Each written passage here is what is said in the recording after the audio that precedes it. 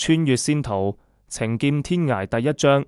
穿越伊始，林宇只覺眼前一道刺目光芒閃過，腦袋一陣劇痛，意識便如斷了線的風箏般飄遠。再一睜眼，入目是古色古香的雕花床榻，輕紗萬丈隨風輕擺。他猛地坐起，卻發現自己身處陌生之地。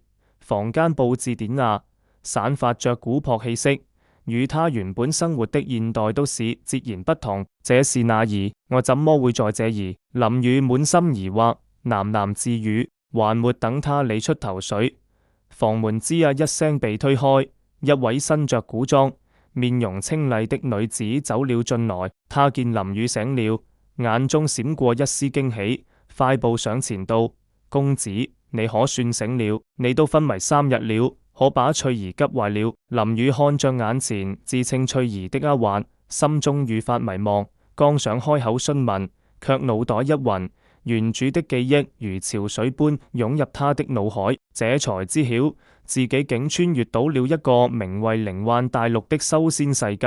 附身的原主也叫林宇，是青雲門一位普通弟子，在外出歷練時意外受傷，被路過的同門帶回中門救治。林宇定了定神，努力消化着這些訊息。他深知既來之則安之，在這個充滿未知與危險的修仙世界，唯有努力修煉，方能在這強者為尊的世界生存下去。第2章，修仙初區，在翠兒的悉心照料下，林宇身體逐漸康復。他開始跟着原主的記憶，了解青雲門的規矩與修仙之法。每日清晨，他便前往演武場，與同門師兄弟一同修煉。青雲門功法以青雲訣為主，這是一部玄級功法，修煉到高深境界，可御氣飛行，施展強大法術。林宇天賦不錯，再加上現代人的思維，讓他對修仙之法有着獨特的理解，很快便掌握了青雲訣的入門訣竅，引氣入體，感受到了體內那絲絲縷縷的靈力。一日，林宇正在房中修煉，翠兒匆匆跑來，興奮道：公子，掌門宣布3日後將舉行內門弟子選拔，表現優異者可進入內門，獲得更好的修煉資源呢。林宇聽聞，心中一動，他深知這是提升自己實力的絕佳機會，當下便下定決心，要在選拔中脫穎而出。接下來的日子，林宇日夜苦練，不斷打磨自己的靈力，熟悉各種法術的施展。終於選拔之日來臨，演武場上人潮湧動，眾多外門弟子摩拳擦掌，躍躍欲試。林宇站在人群中，目光堅定，隨着掌門一聲令下，選拔正式開始。弟子們兩兩一組，展開激烈比拼。林宇憑借紮實的基本功和靈活的應變能力，一路過關斬將，成功闖入前10，順利成為內門弟子。第3章，靈谷邂逅。進入內門後，林宇獲得了更好的修煉資源，修為也提升得更快。一日，他按照中門安排，前往靈谷為靈植施肥澆水。靈谷中靈植繁茂，散發着濃郁的靈氣。正當林宇專心勞作時，不遠處傳來一陣悅耳的韶聲。他好奇望去，只見一位身着粉色羅裙的女子正穿梭在靈植間。她身姿輕盈，如翩翩起舞的蝴蝶。女子察覺到林宇的目光，轉過頭來，四目相對。林宇瞬間看呆了。女子面容絕美，肌膚勝雪，雙眸靈動有神，仿佛藏着星辰大海。女子俏皮一笑，說道：你就是新來的內門弟子吧？我叫蘇瑤，也是內門弟子哦。林宇這才回過神來，有些不好意思地撓撓頭，自我介紹一番。兩人相談甚歡，不知不覺間，夕陽西下，餘暉灑在他們身上，勾勒出一幅美好的畫面。自那以後，林宇和蘇瑤時常相約靈谷，一起探討修仙心得，分享彼此的生活趣事。漸漸地，一種微妙的情愫在兩人心中生根發芽。第4章，秘境開啟。平靜的日子並未持續太久。一日，掌門召集所有內門弟子，宣布了一個重大消息：上古秘境即將開啟。此秘境中藏有無數機緣，但若能得到其中寶物，實力必將大增。林宇和蘇瑤對視一眼，均從對方眼中看到了躍躍欲試。他們決定一同前往秘境探尋機緣。數日後，眾人在掌門的帶領下來到了秘境入口。掌門交代了一些注意事項後，便開啟了秘境之門。林宇和蘇瑤攜手踏入秘境，剛一進去，便感受到一股古老而神秘的氣息撲面而來。秘境中霧氣彌漫，各種奇異的花草樹木隨處可見。他們小心翼翼地前行，途中遭遇了不少危險，有兇猛的妖獸，也有詭異的機關陷阱。但憑借着兩人的默契配合和各自的實力，都一一化險為夷。第5章生死與共。深入秘境後，林宇和蘇瑤發現了一座古老的宮殿，宮殿大門緊閉，散發着神秘氣息。他們嘗試了多種方法，終於打開了大門。剛一進去，便看到殿中懸浮着一把散發着五彩光芒的寶劍，寶劍周圍靈力四溢，顯然是一件絕世神兵。正當林宇想要上前取劍時，突然從四面八方湧出一群魔影，魔影張牙舞爪，朝着他們撲來。林宇和蘇瑤迅速背靠背，施展法術對抗魔影。魔影越來越多，兩人漸漸有些力不從心。關鍵時刻，蘇瑤為了幫林宇擋下致命一擊，被魔影擊中，身受重傷。林宇見狀，雙眼瞬間布滿血絲，心中湧起無盡的憤怒。他爆發出前所未有的力量，施展出青雲訣的最強招式，將魔影全部擊退。林宇抱着蘇瑤，焦急地喊道：瑤兒，你怎麼樣了？你一定要撐住啊！蘇瑤面色蒼白，嘴角掛着一絲血跡，虛弱地說道：宇哥哥，別管我，你拿着寶劍離開這裏。不，我絕不會丟下你。林宇斬釘截鐵地說道。他四處尋找療傷草藥，終於在宮殿的角落發現了一株靈草。他將靈草餵給蘇瑤，又輸入自己的靈力幫他療傷。在林宇的努力下，蘇瑤的傷勢逐漸穩定下來。第6章突破困境。經過一番調養，蘇瑤的傷勢好了許多。林宇帶着他繼續探索宮殿，終於在宮殿深處找到了離開的傳送陣。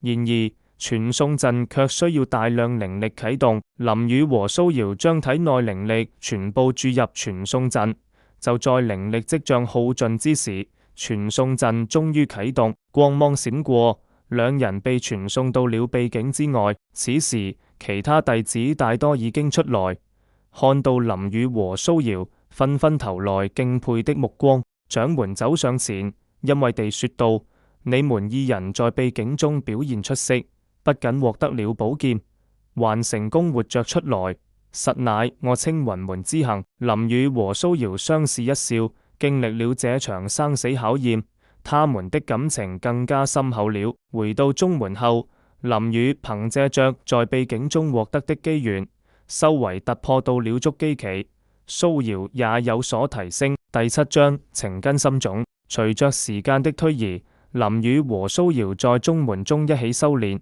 共同進步，他們的感情愈發深厚，如膠似漆。林宇時常帶着蘇瑤去後山看日出日落，為他採摘靈花；蘇瑤則會為林宇親手縫製衣物，為他準備可口的飯菜。一日，林宇帶着蘇瑤來到一處幽靜的山谷，山谷中開滿了各色鮮花，微風拂過，花香四溢。林宇看着蘇瑤，深情地說道：瑤兒，自從遇見你，我的生命便有了色彩。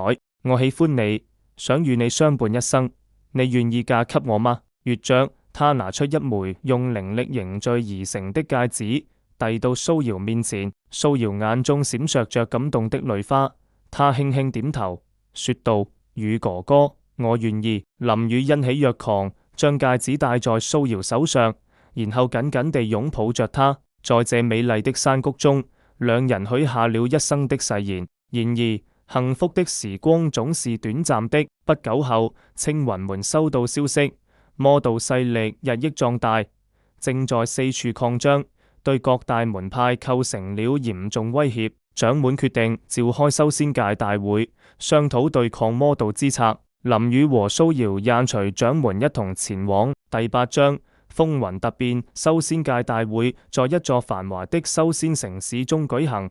各大門派齊聚一堂，會上眾人對魔道的威脅憂心忡忡，紛紛商討應對之策。然而就在會議進行到關鍵時刻，突然一群魔道妖人闖入會場，展開了瘋狂的攻擊。一時間會場內一片混亂，喊殺聲震天。林宇和蘇瑤迅速反應過來，與魔道妖人展開戰鬥。他們配合默契，一時間竟也不落下風。然而魔道妖人越來越多，且實力強大，各大門派弟子漸漸抵擋不住。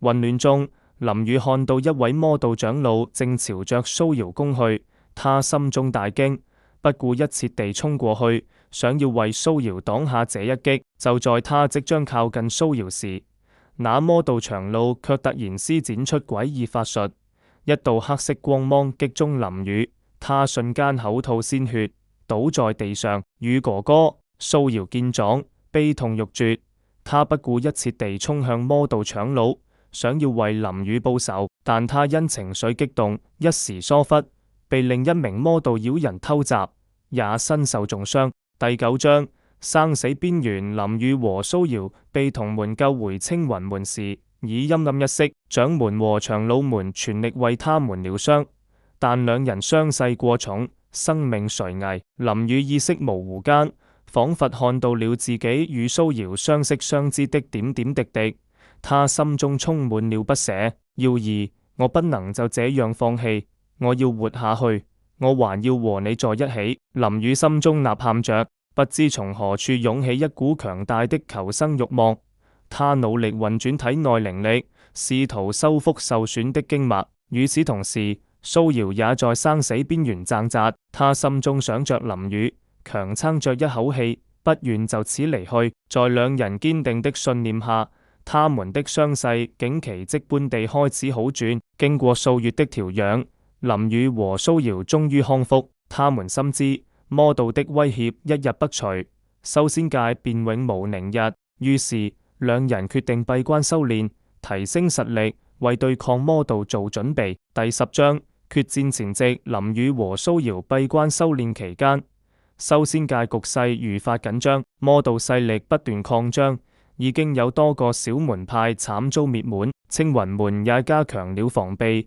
積極籌備與魔道的決戰。林宇和蘇瑤經過長時間的閉關，修為都有了巨大的突破。林宇突破到了結丹期，蘇瑤也達到了築基巔峰，即將突破結丹。出關後，他們得知修仙界各大門派已經組成了聯盟，準備對魔道發起總攻。林宇和蘇瑤毫不猶豫地加入了聯盟大軍。在決戰前夕，林宇緊緊握着蘇瑤的手，說道：瑤兒，此去生死未白，但無論如何，我都會保護好你。等我們打敗魔道，就舉行婚禮，好不好？蘇瑤眼中含淚，堅定地點點頭，說道：好，宇哥哥，我們一起努力，一定能打敗魔道。第11章終極大戰，決戰之日終於來臨。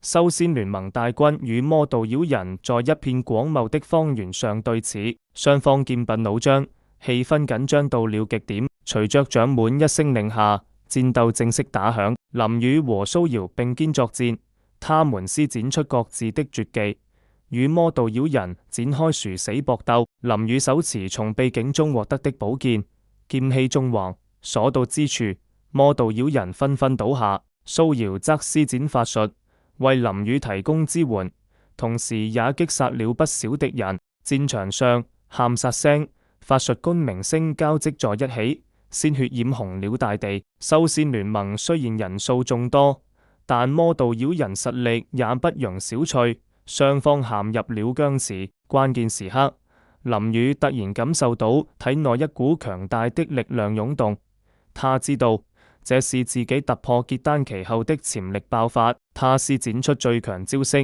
一道巨大的劍氣衝向魔道首領。魔道首領見狀，連忙抵擋，但還是被劍氣擊中，身受重傷。其他魔道妖人見首領受傷，頓時軍心大亂。修仙聯盟趁機發起總攻，一舉將魔道勢力擊潰。第12章幸福結局。魔道被打敗後，修仙界恢復了往日的平靜。林宇和蘇瑤因在決戰中表現出色，成為了修仙界的英雄。回到青雲門後，掌門為他們舉辦了盛大的婚禮。婚禮當日，青雲門張燈結綵，熱鬧非凡。林宇身着紅色喜袍，英姿颯爽；蘇瑤頭戴鳳冠霞帔，美麗動人。在眾人的祝福聲中，兩人步入了婚姻的殿堂。從此，林宇和蘇瑤攜手相伴，在修仙之路上繼續前行，書寫屬於他們的傳奇故事。